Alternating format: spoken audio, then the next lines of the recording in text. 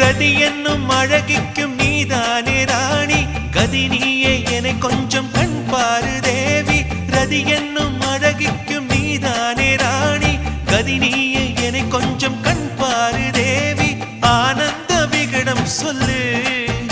என்னை பேரின்ப நதியில் தள்ளு ஆனந்த விகடம் சொல்லு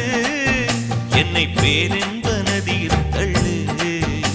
நான் பாக்யாதிபதியானேன் உன்னாலே கண்ணே உஷா பசும் பொன்னே உஷா